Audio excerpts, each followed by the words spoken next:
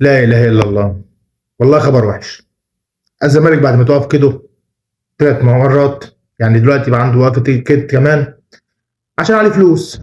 ربنا يفكها عليهم. انا واحد اهلاوي بقى نفسي الزمالك يرجع عشان المنافسه، انت عارفين هنحفل على مين؟ يعني لو بقى فريق زي اي فريق هنحفل على مين؟ ما علينا. صلاح مصدق النهارده فسخ عقده بالتراضي مع نادي الزمالك وراح رفع قضيه على الفيفا. كلنا عارفين الازمه الماليه وبسبب 6 ارض 6 اكتوبر والازمه اللي شغاله، والكابتن هشام نصر طلع مع عمرو اديب وقال لك ايه؟ انا علينا 2 مليار جنيه. 2 مليار جنيه. انت 2 تعدي ازاي؟ ده انا ما اعرفش ليه يعرف يعديها، يقول لي اكتبها لي في التعليقات يعديها ازاي. ف اللي قدامهم حل دلوقتي بعد ما قال لك محمد السكر موقفينه ولا مش هيجدد غير الزمالك وحسام مجيد مش هيروح في حته. خدوا بقى الجديد، عرض 6 لعيبه من نادي الزمالك للبيع. 6 لعيبه. الاهلي بيبيع اللعيبه، الفريق النادي بيبيع الفريق عشان الازمه الاقتصاديه. ما خلاص دخلوا لقوا حته سد، لان نفسهم حته سد. عندهم ازمه وقف قيد وعندهم فلوس. ساب الفلوس هيعملوا ايه؟ هيعملوا ايه؟ لازم يدفعوا الفلوس عشان خاطر يعرفوا يعملوا ايه؟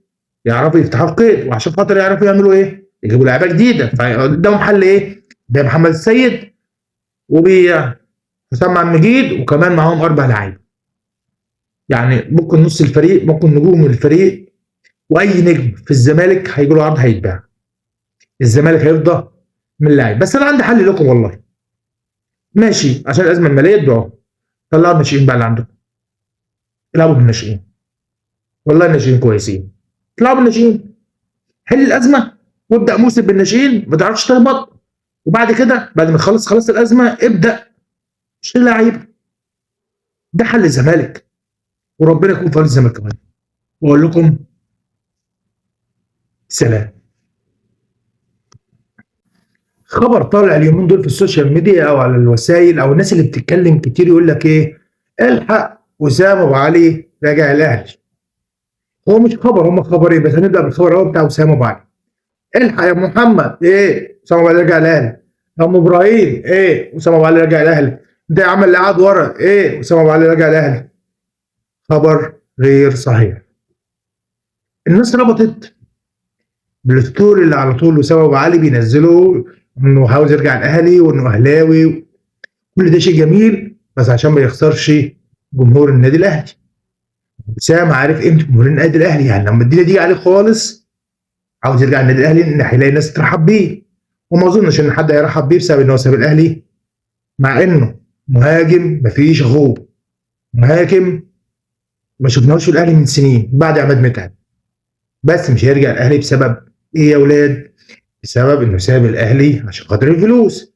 وغير كده كمان كلام بالعقل كده، واحد زي وسام علي بياخد هناك مثلا 5 مليون دولار. مين النادي اللي هيدفعهم له هنا؟ طب لو اتنازل هياخد كام؟ 4 مليون دولار. طب برضه مين اللي هيدفعه هنا؟ طب انت هتدفع والاهلي عنده امكانيه انه يدفع. حلو؟ حلو. اوضه اللبس ايه اللي هيحصل فيها؟ ده لما زيزو خد 100 مليون جنيه او زي ما بيتقال خد من قال لك اوضه اللبس والاهلي وامام واللي بالعقل اهو. طب هيرجع ازاي بقى وسام؟ ونبطل شويه اشاعات. بدينا بقى الاشاعات بسبب الناس ربطت بسبب وسام ابو علي لما عمل ستوري لامام عاشور الحمد لله بالسلامه. قال لك الحق ايه؟ انت ما دريتش؟ لا ما عرفتش ايه؟ قول ايه؟ امام عاشور جاي له عرض من امريكا.